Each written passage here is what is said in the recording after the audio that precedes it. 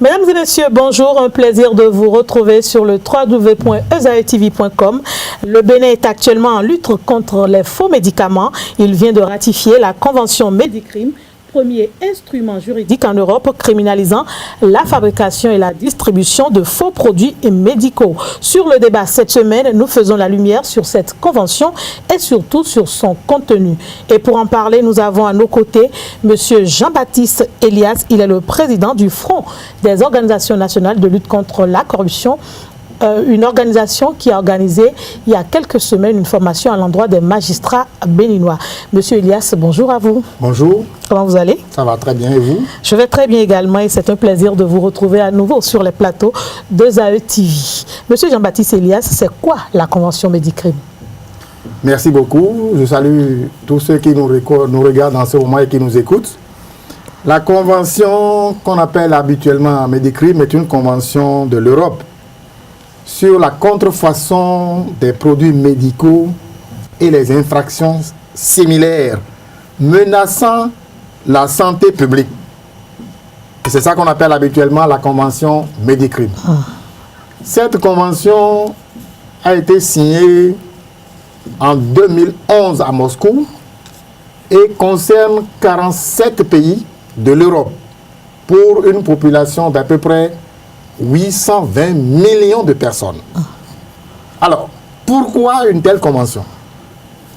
Vous savez, dans le monde entier aujourd'hui, les populations ont besoin des soins de santé pour leur guérison, afin de se sentir en bon état pour travailler pour la population de leur état respectif.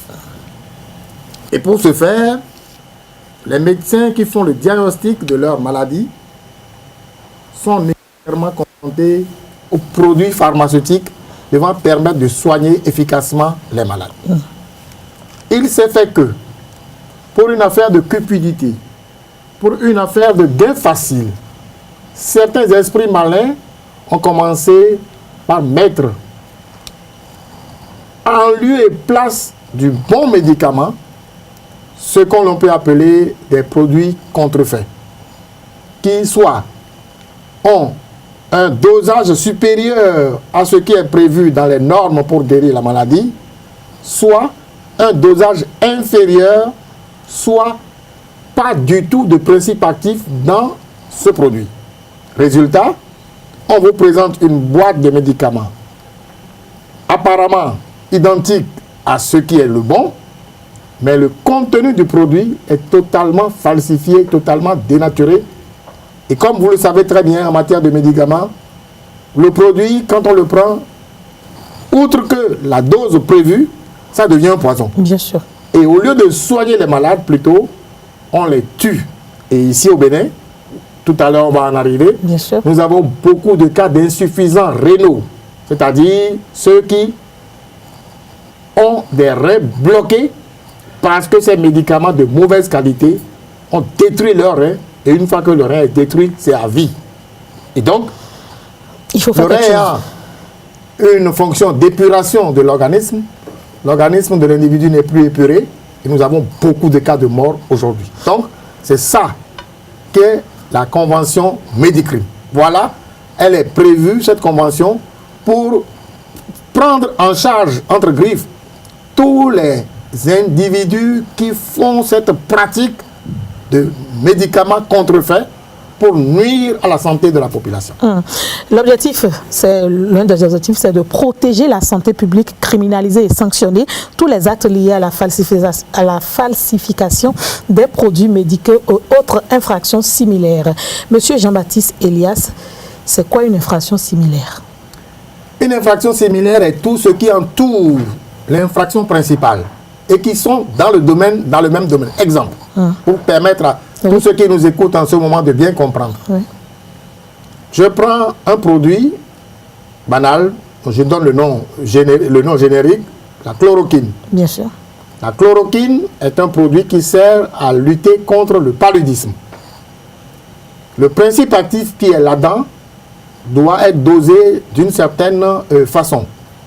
Or, celui qui veut donner à cette pratique de faux médicaments et de produits similaires, au lieu donc de donner normalement la chloroquine dosée comme il se doit, prend de l'amidon, met en lieu et place de la chloroquine, le met dans la boîte où c'est inscrit dessus chloroquine et le remet. Celui qui le prend croit qu'il prend la chloroquine, alors qu'en réalité il ne prend que de l'amidon. C'est une infraction similaire. D'accord. Voilà de quoi il s'agit. Pour exemple, on peut donner beaucoup d'autres exemples. Aussi sûr. bien pour les solutés, que pour les produits injectables, que pour les comprimés et autres. Il y a également les produits cosmétiques, Bien sûr. qui constituent également des produits un peu parapharmaceutiques, Bien sûr. mais pour lesquels également la contrefaçon peut nuire à la santé de la population. Vous savez qu'il y a beaucoup d'autres produits que, en mettant sur la peau, Oui. ça brûle la On peau. se crée des dommages. Voilà, ça crée des dommages. Voilà de quoi il s'agit. Voilà comment il faut comprendre. Et l'objectif de cette convention ratifiée par presque tous les pays européens, c'est de pouvoir véritablement offrir un cadre juridique pour faciliter la coopération internationale pour le traitement pénal de ces infractions. Et depuis quelques semaines, le Bénin également a ratifié cette convention. Pourquoi? Je voudrais d'abord remonter en 2009. À l'appel de Cotonou? Voilà.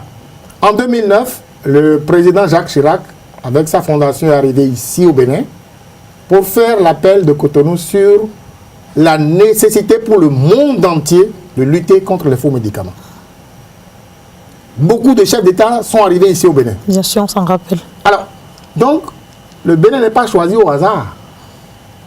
Le Bénin est choisi parce que, justement, dans notre entourage immédiat, les pays qui nous entourent, suivez mon regard, avec beaucoup de population, constituent des réservoirs où des faux médicaments sont trafiqués et où beaucoup de trafic de ces faux médicaments arrive par cette frontière-là sur le Bénin.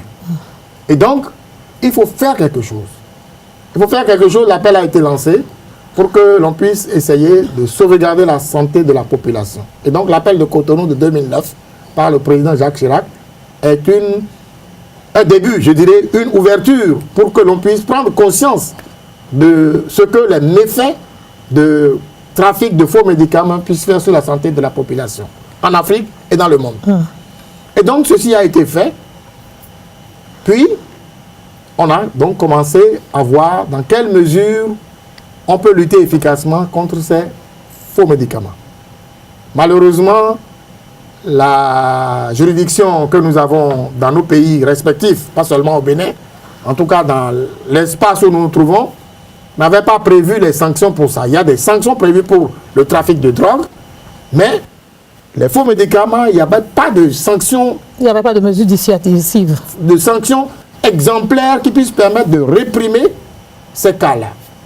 Et en 2011, le Conseil de l'Europe, dont le siège est à Strasbourg, et qui réunit 47 États européens, a fini par concevoir une convention qui a été signée à Moscou en 2011. Cette convention, c'est d'elle que nous parlons justement, oui, qu'on appelle pratiquement Convention Médicrime, qui justement a prévu comment il faudrait aborder le sujet des faux médicaments, comment il faudrait sanctionner ceux qui s'adonnent à cette pratique, comment il faudrait prévoir des dispositions pour que les États concernés, d'abord les 47 États, puissent s'approprier le contenu de cette convention, puissent prendre des lois internes pour réprimer davantage les trafiquants de faux médicaments. Et cette convention a ouvert la voie à tous les États, même non européens, qui ont envie de lutter efficacement contre les faux médicaments, dans le Bénin, de ratifier cette convention et de prendre des lois internes pour pouvoir réprimer davantage les trafiquants de faux médicaments, dont le Bénin. Et c'est justement pourquoi la situation étant ce qu'elle est, quand vous allez sur nos marchés au Bénin, on va parler peut-être de ça tout à l'heure. oui, bien sûr. Quand vous allez sur les marchés au Bénin, vous voyez des médicaments qui sont donc sur les étalages, conservés dans des conditions vraiment abominables. Et il faut faire quelque chose. Le Bénin a besoin des fils et filles de bonne santé pour développer le pays. On n'a pas besoin d'exposer les enfants du Bénin à la mort avec des faux médicaments. Et donc, le Bénin a pris à bras le corps cette convention et tout le processus a été conduit, à savoir 1. Le ministre de la Santé a introduit une communication en Conseil des ministres pour proposer au gouvernement que le Bénin puisse ratifier la convention Médicrime. Le Conseil des ministres a approuvé cette convention et a envoyé le dossier à l'Assemblée nationale. Le président de l'Assemblée nationale et la conférence des présidents au niveau de l'Assemblée nationale, les deux se sont mis d'accord pour très rapidement programmer la session sur l'autorisation à accorder pour la ratification de cette convention. Ceci a été fait très rapidement et l'Assemblée nationale a retourné le dossier au président de la République. Le président de la République, à son tour, a envoyé tout le dossier avec l'autorisation de l'Assemblée nationale à la Cour constitutionnelle pour voir si oui ou non le contenu de cette convention avec l'autorisation de ratification donnée par le Parlement sont conformes à notre Constitution. La Cour constitutionnelle a également fait le travail très rapidement et a déclaré conforme à la Constitution le contenu de cette convention avec l'autorisation qui est donnée. Et c'est ainsi que le dossier est retourné au président de la République qui, par décret numéro 2017-431 du 10 août 2017, a ratifié officiellement la convention Médicrime. Et cette convention Médicrime ratifiée a été publiée au journal officiel du Bénin et donc ce document devient opposable au tiers et donc applicable au Bénin. Voilà le parcours que ce dossier a fait jusqu'à ce que sa ratification puisse se faire. Et comme vous l'avez si bien dit, après que cette ratification ait eu lieu, il faudrait bien que les hommes de droit chargés de dire le droit puissent s'approprier ce document. D'où la formation que vous avez organisée. La formation justement que nous avons organisée pour les magistrats et les avocats. C'était les deux. Il y avait les avocats et il y avait les magistrats pendant 48 heures pour les amener à se familiariser sur le contenu de cette convention et pour voir comment nous allons nous organiser pour la suite. Et peut-être la suite, on en parlera dans cette émission. Oui, comment nous allons nous organiser pour la suite? La convention Médicrime, d'abord, c'est pour lutter contre les faux médicaments, pour lutter contre tout acte de falsification de ces médicaments et de contrefaçon. Mais on sait qu'au Bénin, à une époque, c'est vrai qu'à l'avènement du nouveau gouvernement, on a procédé à la destruction de tous ces marchés qui existent sur notre territoire et qui promeut à un moment donné les faux médicaments. Aujourd'hui, quel en est l'état des lieux, M. Elias? Oui, l'opération Pangea 9 a eu lieu, effectivement. Et depuis 3-4 mois, on a décidé, et je salue le gouvernement au passage, je salue toutes les forces qui ont contribué à cette opération, au succès de cette opération. Parce que, à ciel ouvert, dans nos marchés, on retrouve des médicaments sur les étalages et même dans la rue. Sur la tête. Des vendeuses ont des bassines de médicaments sur la tête et dans les sacs, on passe de bureau en bureau pour vous proposer des médicaments. Aujourd'hui, le phénomène a diminué. Quand vous prenez ces médicaments, quand vous prenez la boîte, vous regardez, vous lisez, on a tellement imité le vrai que vous aurez du mal à savoir quel est le vrai, quel est le faux. Mais le contenu est faux. Je profite de l'occasion pour dire en même temps que pour simplifier tout, et que les auditeurs ou téléspectateurs qui nous écoutent en ce moment puissent bien comprendre, il faut leur dire ce que c'est que le faux médicament. Le faux médicament est tout médicament qui est distribué dans des conditions autres que les conditions normales, à savoir en dehors des centres de santé et en dehors des officines de pharmacie. Tous les médicaments qui sont distribués en dehors de ces deux pôles sont considérés comme des faux médicaments. Pourquoi? Parce que le médicament a une traçabilité. D'abord, depuis l'usine de fabrication, chaque médicament a un numéro et le lot contient un numéro également. Quand le médicament est fabriqué, on l'envoie à des niveaux donnés dans des conditions précises de conservation et d'entretien. Ces conditions ne doivent pas être rompues tout au long du trajet. Et quand le médicament arrive sur le territoire, les conditions sont maintenues jusqu'à ce que ces médicaments aillent dans le magasin du grossiste ou des grossistes. Ces grossistes également ont le devoir de garder ces médicaments dans les conditions prévues par la réglementation en vigueur, et ces grossistes ont également l'obligation de distribuer dans les officines privées ces médicaments dans les conditions prévues par la réglementation. Et au niveau des officines, les médicaments également doivent être conservés dans de bonnes conditions pour éviter soit la chaleur, pour éviter soit les poussières et consorts, et distribuer les médicaments normalement aux patients, donc aux malades ou à tous ceux qui passent dans les pharmacies pour acheter ces médicaments. Mais quand vous trouvez ces médicaments dans la rue, sur l'étalage, dans les marchés, toutes ces conditions sont déjà détruites. Bien sûr. Et de ce point de vue, les médicaments qui sont exposés au soleil, la température fait que le contenu donc de ce médicament est dégradé, altéré, oui. Et ça vous crée d'autres dommages. Donc pour nous, et pour tout simplifier, tout médicament qui se retrouve dans la rue, sur les étalages au marché, est considéré comme des faux médicaments. Monsieur, et de ce point de vue, oui, il faudrait donc y aller. Et oui, allez-y. Justement, une fois que cette définition est donnée, simplement pour permettre aux gens de comprendre, Oui.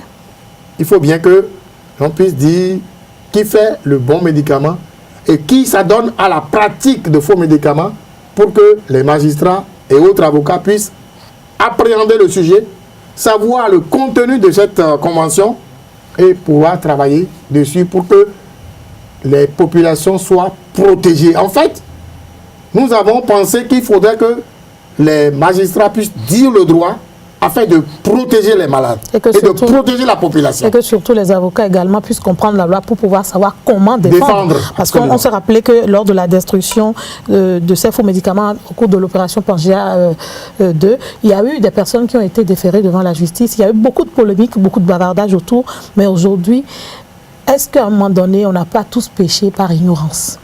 Peut-être certains ont péché par ignorance, mais d'autres connaissaient bien le sujet. Parce que c'était un secteur qui florissait. Et malheureusement, qui florissait, mais il y a quelques individus qui se font de l'argent sur le dos de la population. Il y en a qui se font de l'argent en donnant la mort à leurs compatriotes. Peut-être qu'ils ne se rendent pas compte qu'ils donnaient vraiment la mort parce que les résultats de ces faux médicaments sur l'état de santé ne se fait pas sentir tout de suite, immédiatement. Celui qui a pris un faux médicament aujourd'hui, les conséquences vont peut-être se faire sentir dans 2 mois, dans 3 mois. Il a oublié que c'est ce qu'il a pris il y a 2-3 mois qui se trouve être la cause de ce qu'il a aujourd'hui. Et celui qui vend les faux médicaments ne sait pas que celui qui l'a acheté il y a 3 mois a été victime, n'est-ce pas, des produits qu'il a pris chez lui et donc il ne s'en rend pas compte. Lui, il fait une affaire et puis c'est tout. C'est un commerce comme tant d'autres, disent-ils, alors qu'en réalité, on ne peut pas se permettre de faire du commerce avec des médicaments et surtout des médicaments de mauvaise qualité. Oui, mais il y a cette polémique également, M. Jean-Baptiste Elias, puisque vous êtes dans la lutte contre la corruption, où les populations disent, mais nous ne sommes pas les seuls à nous approvisionner dans ces centres illégaux-là. Il y a également des acteurs du secteur médical qui y allaient. Ok, nous avons entendu effectivement ça. Et nous avons demandé à plusieurs reprises qu'on nous dénonce ceux qui sont concernés. Dites-nous, telle personne est de telle officine de pharmacie, est venu sur tel étalage pour acheter tel produit. Et là, nous allons nous en occuper. Mais vous n'avez rien eu.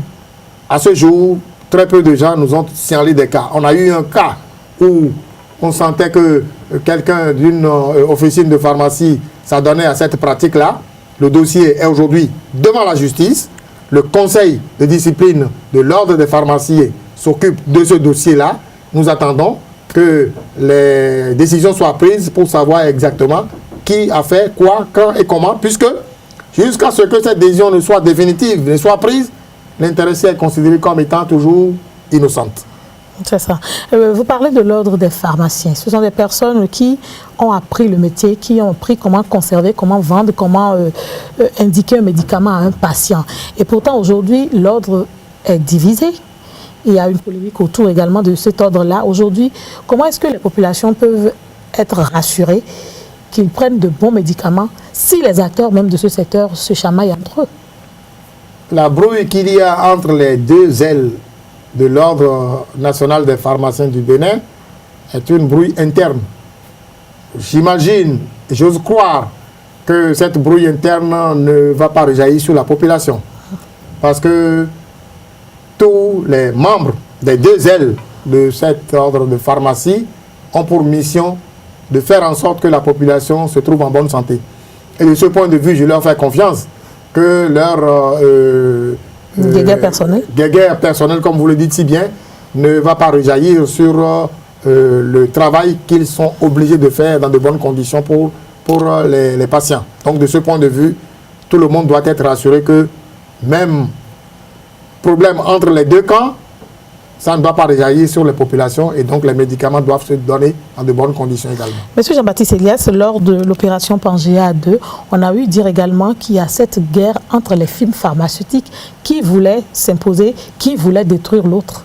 Aujourd'hui, où est-ce qu'on en est? De toute façon, l'opération Pangea 9 n'a pas été déclenchée seulement au Bénin. Ah oui, justement.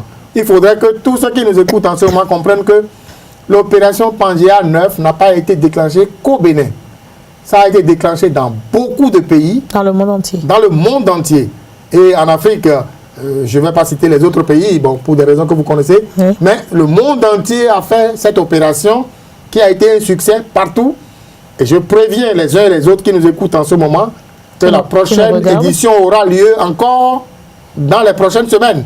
Et donc, tous ceux qui s'adonnent à cette pratique-là n'ont qu'à s'attendre encore à une opération du genre, de ce qui s'est passé pour Pangea 9 dans les prochaines semaines. Donc, c'est une opération de longue haleine. Absolument. Qui ne va pas s'arrêter. Absolument. Puisque aujourd'hui, nous sommes conscients que ce n'est plus à ciel ouvert que les gens vendent les faux médicaments dans les marchés.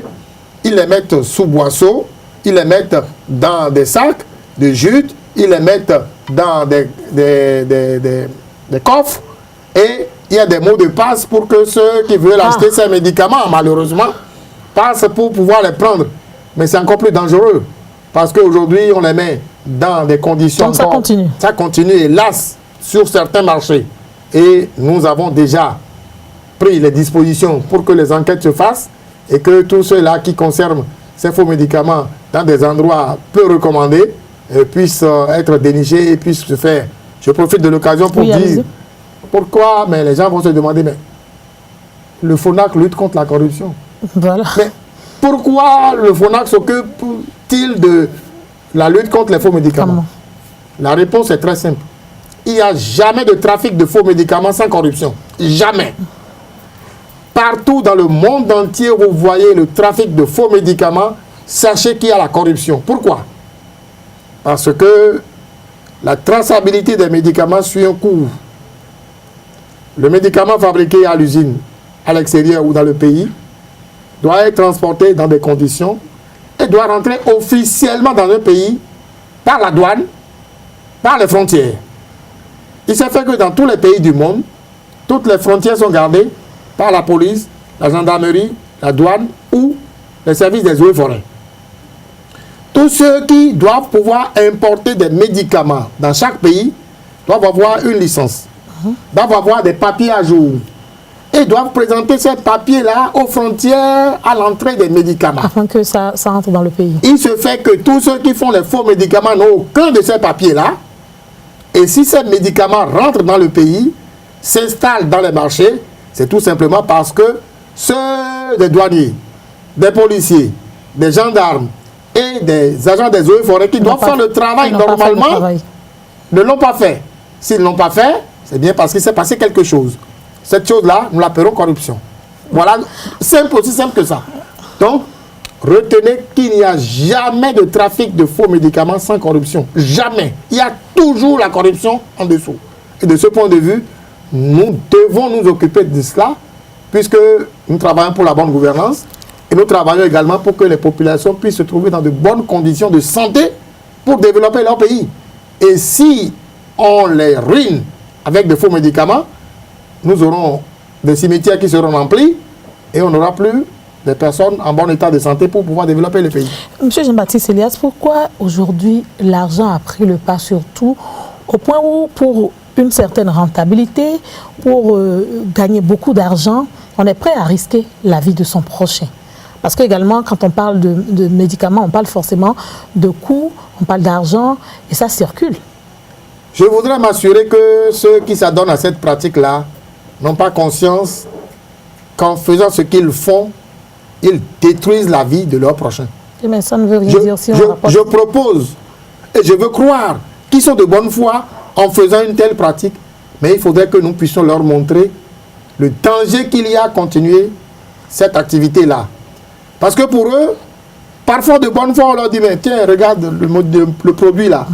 Regarde la boîte, c'est la même chose. C'est écrit de la même façon. Ce sont les mêmes images qui sont dessus. Ce sont les mêmes inscriptions. Donc, on m'a rassuré que c'était le bon. On dit le contenu est le même puisque c'est la même chose. Alors que c'est justement au niveau du contenu que le problème se pose. Mais est-ce à dire que ceux qui rapportent ces médicaments dans nos pays doivent encore faire un autre contrôle? Non, ils ne peuvent pas faire contrôle parce que d'abord, ils ne sont pas habitués à ça. Ils ne sont pas formés pour. Aucun des trafiquants de faux médicaments n'est sorti d'une université de formation de pharmacie. Aucun. Aucun. Et aucun de ceux qui s'adonnent à cette pratique n'a reçu une formation de santé. Vous trouverez que c'est des commerçants tout court. Des commerçants tout court. On ne peut pas commercialiser les produits pharmaceutiques, tout comme on peut commercialiser le gari, on peut commercialiser la sardine, on peut commercialiser le poisson. Ce n'est pas vrai, ce n'est pas la même chose. Et donc, ceux qui disent, mais comment c'est du business comme tout autre, ils se trompent largement. Ce business-là ne concerne pas la santé de la population et on ne peut pas s'adonner à cette pratique-là par n'importe qui. Il faut que ce soit des sachants. Ceux qui ont appris le métier, qui savent ce qu'il faudrait faire avant de le faire. Et quand vous allez dans le marché, vous trouvez des bonnes femmes qui n'ont reçu aucune formation. Bien sûr.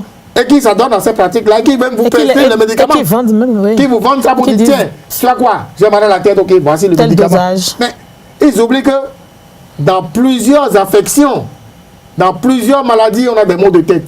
Mais bien sûr. On vous dit, j'ai un maux de tête, c'est fini. Parfois, la personne dit, je vomis, c'est tout. Dans plusieurs maladies, on peut vomir. Dans plusieurs maladies, on peut faire la diarrhée. Dans plusieurs maladies, on peut avoir la fièvre. Dans plusieurs maladies, on peut tousser. Et ils pensent seulement aux symptômes. Je tousse, point final, mais sans savoir c'est quoi l'étiologie, c'est quoi l'origine de la toux. Et ils s'adonnent à cette pratique-là. C'est dangereux. C'est dangereux, c'est déplorable. Monsieur Jean-Baptiste Elias, on va parler maintenant de ces personnes averties, sachant, qui commercialisent également ces médicaments à des fins lucratifs. Je veux parler par exemple de certains délégués médicaux, de ces firmes pharmaceutiques, parce que c'est des personnes qui sont du milieu, mais qui également s'adonnent quelquefois à ces genres de comportements. C'est difficile de le dire puisque nous, au FONAC, nous ne parlons que quand nous avons des preuves en main. Partout où nous passons et à chaque déclaration, il faut que nous ayons la preuve en main avant de parler de ça. Nous avons appris, nous n'avons pas la preuve. Et de ce point de vue, accepter que nous ne puissions pas opiner sur ça puisque nous n'avons pas les preuves. Il paraît que, on a entendu que, est-ce que c'est vrai? Est-ce que c'est faux? Mais puisque vous me donnez l'occasion, si c'était vrai, je voudrais inviter humblement ceux des sachants, ceux qui sont formés pour cette formation et qui s'adonnent à cette pratique-là, qu'ils doivent cesser cette pratique. Parce qu'ils ont appris le métier, non pas pour tuer, mais pour sauver les malades. Ils savent très bien qu'avec ces faux médicaments, à la longue, ça donnera la mort à leurs patients. Je les invite, si c'était vrai, à ce qu'ils laissent tomber cette pratique-là, qui s'adonne à autre chose. Oui, mais monsieur Elias, que dire alors de ces médecins qui sont en relation avec des délégués médicaux, des personnes qui apportent des nouveaux médicaments et autres qu'on leur propose et qui les prescrivent à leurs patients? D'abord, officiellement, les délégués médicaux ont pour rôle de faire la promotion de leurs produits. Les délégués médicaux, les produits pour lesquels ils font la promotion sont des produits inscrits officiellement. Bien sûr. Les délégués médicaux, dans leur sac, ne peuvent présenter aux agents de santé, médecins, sages-femmes, infirmiers, que des médicaments officiellement inscrits et autorisés dans le pays où ils exercent. De ce point de vue, c'est difficile de croire que les délégués médicaux vont s'adonner à des faux médicaments. puisque les faux médicaments ne sont pas officiellement inscrits, ne sont pas officiellement autorisés, et donc, celui qui a pris ce délégué médical pour faire la promotion de son produit normal et officiel et de bonne qualité ne comprendra jamais que ce délégué médical puisse prendre parallèlement à son médicament, à lui, un autre faux médicament pour le faire. J'ai du mal à le croire. Oui, mais monsieur Elias, mais puisque vous le dites, c'est possible que ce soit ça, mais si c'était ça, le conseil que je peux donner à ce délégué médical-là ou à ces délégués médicaux, c'est de s'adonner à la bonne pratique et être honnête vis-à-vis donc des firmes qui les ont recrutés pour qu'ils puissent faire la promotion de leurs produits officiels. Oui, mais monsieur Elias, dans d'autres pays, on sait qu'à chaque période donnée, on sort la liste des médicaments qui doivent être utilisés ou pas. Oui. Mais dans notre pays, on voit rarement cela. Et mieux, ces délégués médicaux, dans la promotion des médicaments, comme vous le dites, apportent de nouveaux produits que des médecins, des sages-femmes, des acteurs du domaine de la santé prescrivent à leurs patients. Et pourtant, vous allez après en pharmacie, vous n'en voyez pas. Et dans ce cas, qu'est-ce qu'on fait? Non. Le délégué médical, d'abord, a pour mission de s'assurer que le produit pour lequel il est venu faire la promotion doit exister sur le territoire. Premier élément. Deuxième élément, que le produit pour lequel il est venu faire la promotion doit se retrouver dans les dépôts des grossistes. Troisième élément, que le médicament pour lequel il est venu faire la promotion non seulement se trouve chez les grossistes, mais que les grossistes en ont envoyé au niveau des officines. Parce que si lui fait la promotion de son médicament au niveau du personnel de santé, médecins, infirmiers, sages-femmes, et que ces derniers prescrivent le médicament, que le patient va à l'officine, c'est-à-dire de pharmacie, qui ne trouve pas les médicaments, lui, ses chiffres d'affaires seront totalement négatifs, et celui qui le paye ne pourra pas continuer de le payer. Donc, ce n'est pas possible ce que vous dites là. D'accord. Ça doit se faire après que toutes ces précautions-là soient prises. Sinon, il ne vendra pas. Et de ce point de vue, ben, celui qui va le payer 1 mois, 2 mois et qui n'aura pas de chiffre d'affaires, finira par le liquider et va rentrer. Il n'y a pas de doute, c'est comme ça. Monsieur Jean-Baptiste Elias, il y a l'autre question, l'autre réalité à laquelle le Bénin est confronté, le manque d'officines sur l'ensemble de nos territoires. Il y a des régions où c'est difficile d'avoir une seule pharmacie. Mais qu'est-ce qu'on fait aujourd'hui, puisque désormais, il y a l'opération Pangea 9 qui est en vigueur et que les populations ont des difficultés d'accès aux médicaments? Très bien. De ce point de vue, la direction des pharmacies et des médicaments est en train de travailler. Le ministre de la Santé, plus précisément, est en train de travailler. Et nous aussi au FONAC, nous essayons de travailler avec... de les accompagner. De les accompagner, de les appuyer, pour que, premièrement, on puisse avoir la démultiplication des dépôts de la centrale d'achat des médicaments essentiels dans toutes les communes du Bénin. D'accord. Premier élément. Dans toutes les communes du Bénin, il faut que les médicaments sous nos génériques distribués par la centrale d'achat des médicaments essentiels au Bénin, la CAME, puisse se trouver dans toutes les communes. Donc les 77 communes doivent avoir ces médicaments-là. Dans tous les centres de santé, il doit y avoir des médicaments de bonne qualité distribués par la centrale d'achat des médicaments essentiels, CAME. Deuxième élément, nous avons des populations qui sont dans les arrondissements.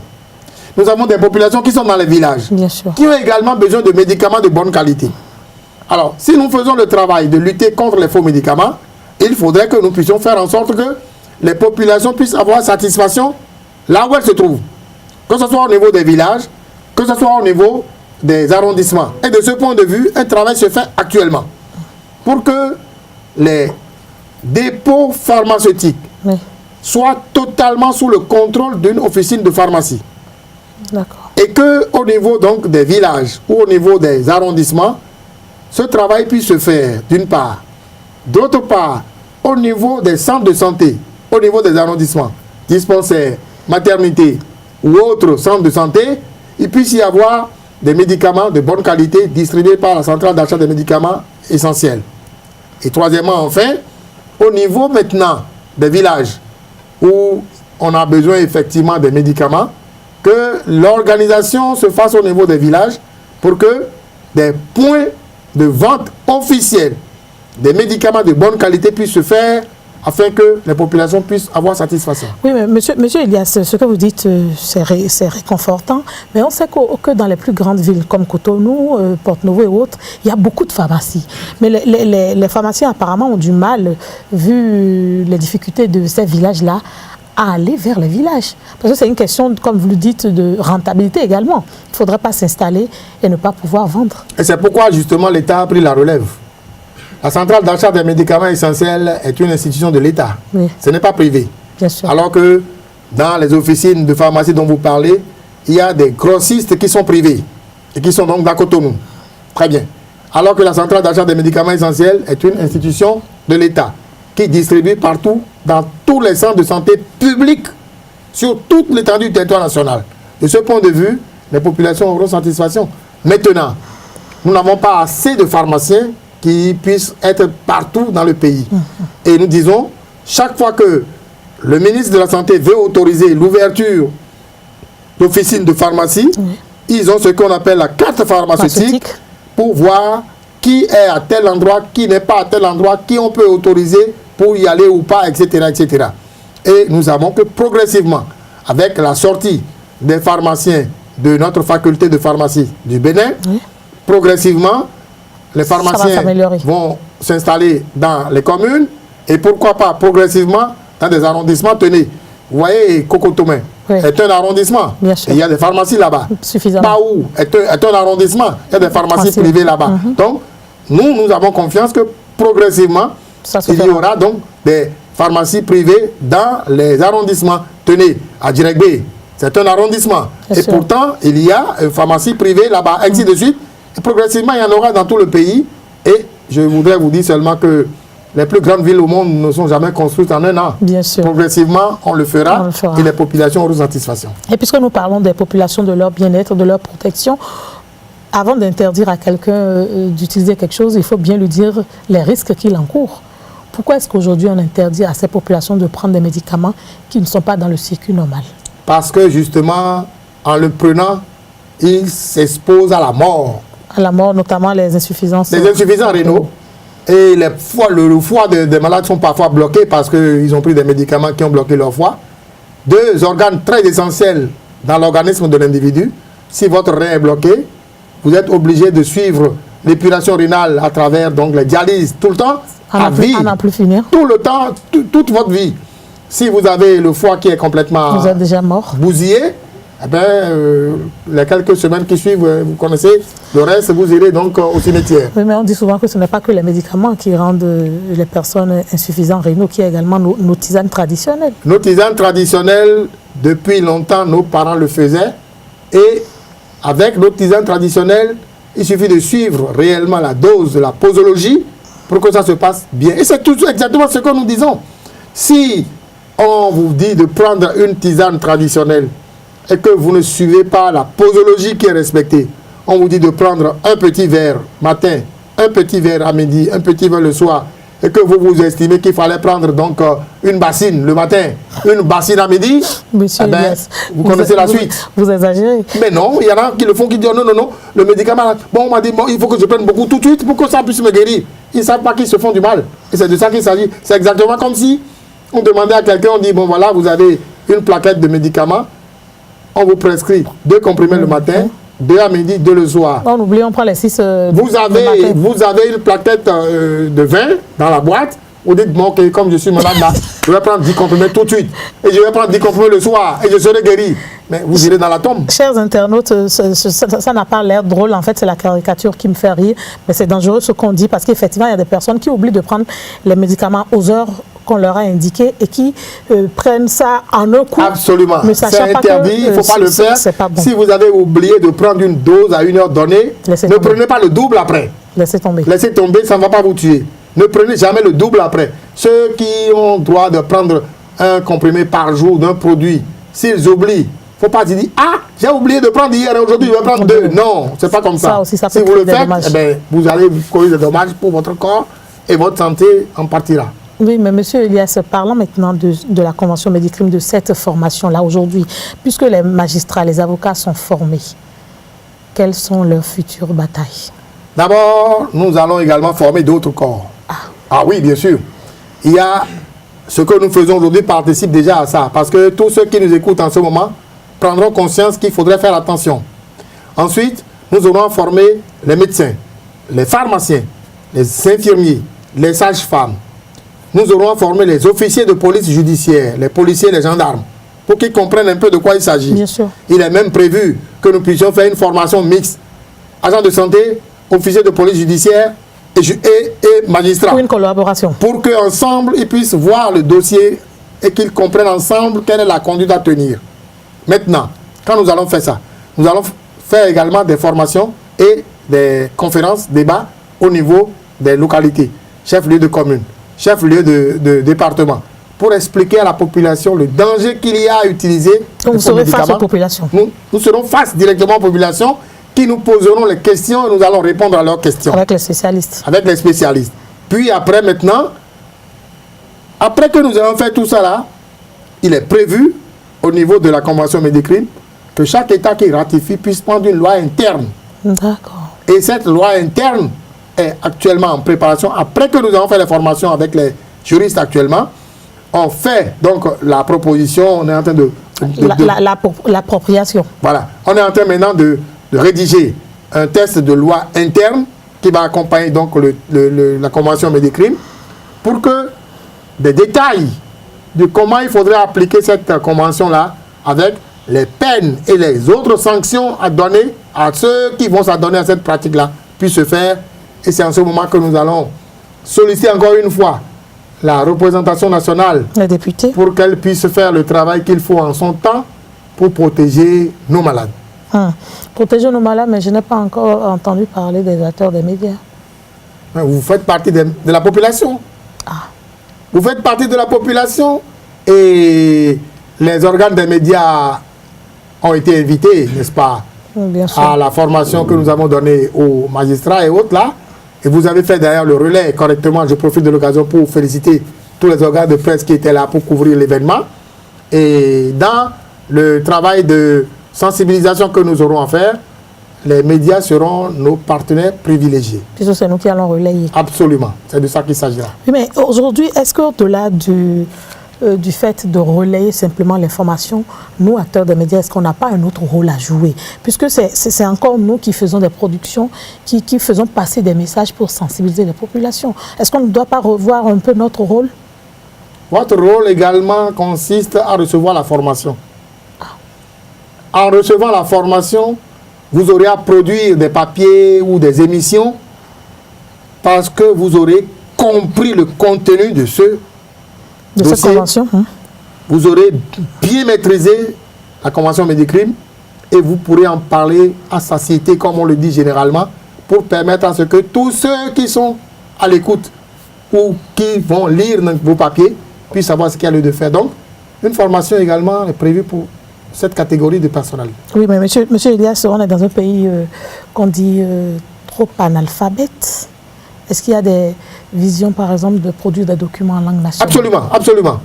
Nous avons, je ne vais pas citer le nom du média en question, nous avons un média ici au Bénin qui fait des émissions sur toutes les étendues du territoire national en 7 langues. Mais dites le nom, ça ne marche pas. Alafia.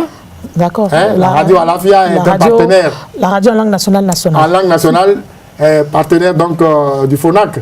Et les émissions sont prévues dans les 7 langues nationales pour permettre à ce que... Vous en avez choisi 7? 7. Non, 7 langues on a pris pour l'instant sur les 18. D'accord. Et nous estimons que progressivement nous allons en faire d'autres, mais pour l'instant on a pris 7 langues nationales dans lesquelles les émissions se feront avec interactives pour permettre aux populations de poser des questions directement, n'est-ce pas, en langue nationale. Et les spécialistes qui seront sur le plateau vont répondre aux questions de ces populations-là. Monsieur Jean-Baptiste Elias, aujourd'hui, qu'est-ce qu'il y a lieu de faire par chaque acteur? Les médias, les autorités, à l'heure actuelle, au-delà des sensibilisations que vous allez organiser?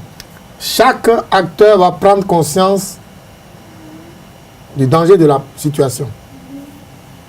Les autorités au plus haut niveau, le président de la République, tout le gouvernement, l'Assemblée nationale, la Cour constitutionnelle ont déjà joué leur partition. Bien sûr. En faisant en sorte que le Bénin soit doté de cette arme de cette convention Médicrime. Les autres acteurs vont jouer leur partition. En quoi faisant? En faisant en sorte que la loi interne soit rédigée, soit étudiée, soit votée et soit promulguée. En faisant en sorte que les acteurs de la santé puissent être totalement informés et formés sur le dossier afin de savoir ce qu'il faut faire et ce qu'il ne faut pas faire. En formant les populations pour qu'elles comprennent que le médicament qui vient d'un circuit autre que le circuit prévu est un faux médicament. Et qu'en utilisant les faux médicaments, on s'adonne, on va prendre son argent pour aller acheter la mort, qu'il ne faut pas le faire. En demandant à tous ceux qui font le trafic des faux médicaments aujourd'hui de changer d'activité. De métier. Et d'aller donc vers d'autres activités productrices pour que les populations puissent se trouver dans de bonnes santé. Et en demandant bien entendu à la presse et aux médias de nous accompagner comme elle en a l'habitude de faire chaque fois pour que nous puissions réussir cette mission que nous voulons faire pour la population béninoise. Et chaque citoyen a le devoir de choisir de protéger son prochain, c'est important, quelle que soit l'activité qu'on mène. Et c'est ensemble, comme vous le dites, en bonne santé que nous allons participer au développement de notre nation. Monsieur Jean-Baptiste Elias, quel sera votre mot de la fin? Je vous remercie d'abord d'avoir permis à tous ceux qui nous regardent en ce moment de suivre ce débat-là et de comprendre que tous ceux qui nous ont écoutés, tous ceux qui nous ont suivis, je voudrais leur suggérer humblement une mission, celle de se dire je ne prendrai jamais de faux médicaments, je demanderai à ma famille de ne jamais prendre de faux médicaments, je parlerai des méfaits des faux médicaments autour de moi pour que personne ne s'adonne à cette pratique-là, et si je connais quelqu'un qui fait le trafic des faux médicaments, il faut que je le dissuade qu'il continue de faire autre activité que la pratique de faux médicaments. Voilà le message humble que je voudrais donner à tous ceux qui nous ont suivis en ce moment. Merci à vous, Monsieur Jean-Baptiste Elias, président du FONAC, le Front national des organisations de lutte contre la corruption, un front qui désormais se met dans cette bataille pour protéger et sauver les vies des populations béninoises. Merci à vous. Merci à vous aussi. Et moi, je conclue en disant que 800 000 vies par an, 800 000 vies africaines, bien évidemment, par an, sont fauchées en silence par les faux médicaments. Et ce sont les victimes elles-mêmes qui s'achètent la mort. Le médicament de la rue tue. Le médicament acheté dans un circuit illicite tue. Et si vous voulez survivre et participer au développement de votre nation, c'est important que vous alliez vers les institutions appropriées. Vous achetez ces médicaments dont vous avez besoin parce que vous êtes malade. Et il ne faut pas prendre les médicaments parce qu'il faut les prendre ou parce qu'on a entendu l'autre le prendre. Parce qu'il y a également ce geste-là qu'il faut condamner. Le plus important, c'est de pouvoir se protéger, protéger son entourage. Le médicament de la rue tue. Merci de nous avoir suivis. C'est la fin de votre émission Le Débat cette semaine. Soyons tous conscients. Prenons conscience de ce que nous devons nous protéger. Je remercie toute l'équipe technique qui m'a accompagné. D'ici là, prenez soin de vous. À bientôt sur votre émission Le Débat.